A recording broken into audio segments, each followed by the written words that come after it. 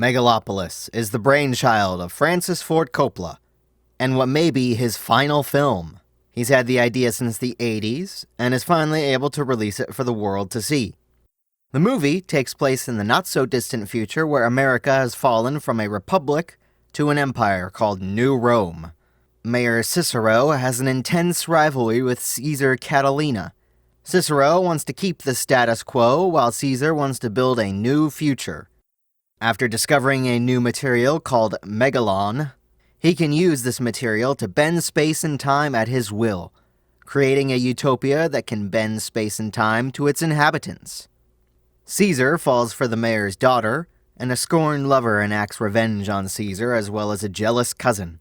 Is Caesar able to save Rome and break the cycle of empires' rise and fall?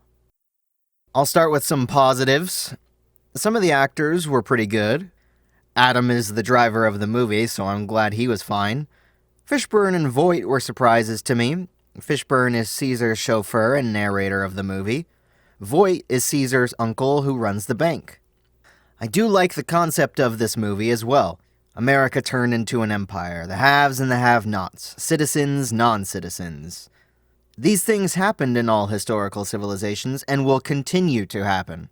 New Rome looks like New York, so there is a familiarity. Except in the future, but a future where we no longer progress in anything. One man trying to rewrite his fate. There are some great ideas. Some of the shots are pretty cool, too, visually inspired. The art design is cool, and I'd say I really like the costume design.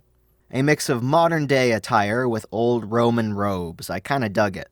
That pretty much is where the positives end for me. This movie is a mess. Besides the actors I mentioned earlier, the rest of the cast to me is subpar. Some deliveries and moments came off so strange, like they were theater actors who have never done film before. Most of that, I'm assuming, is from the writing and direction.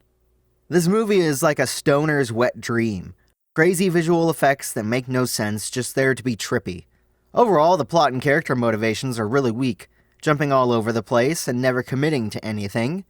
When something that is interesting may be happening, it's quickly lost. The movie is poorly paced as well. The through line of the plot is very weak, if you could even say this movie has a plot. There's also a moment where there is live theater, like it's been talked about, I believe, where a person that was there, I don't know if he worked for the theater, went to the screen with a microphone to ask Adam Driver a question. I don't even think he asked the question, I think he mimed it with his voice, and then Adam answered the question, as if he was talking to the reporter. Adam was on screen, this reporter guy was off screen. I thought it was pretty dumb. It only distracted and took away from the movie. I don't think it added anything to the experience whatsoever. But to me, the worst part of the movie is infusing 2024 politics into the movie that's supposed to take place in the future. There is nothing wrong with wanting to make a political statement, I suppose, but it's best to err on the side of vagueness and make it timeless, like the initial themes of the movie are. All that is lost when you have people throwing red MAGA hats at their political leader who has betrayed them. This movie quickly becomes an anti-MAGA movie. This isn't a declaration of my personal beliefs. I just think it's really dumb to fit specific modern politics aimed at alienating half a country in a movie that should have a timeless tale. And that goes for either side of the political aisle. It makes the movie feel 2024, and I think this will make the movie age poorly, regardless of which party is being criticized. The best movies do timeless politics. It would have been dumb if the stormtroopers wore red armbands with a particular German logo. Lawrence of Arabia is great not for its World War I tale about the Allies and the Axis, but the study of the human psyche. Dune is great because it's a story of human nature, the rise of a messiah turned tyrant, not because Paul Atreides has a Mao haircut or a Stalin stash. The 2024 politics, regardless of political side, injected into a future fable like Megalopolis brings the movie's world building and air down to a screeching halt.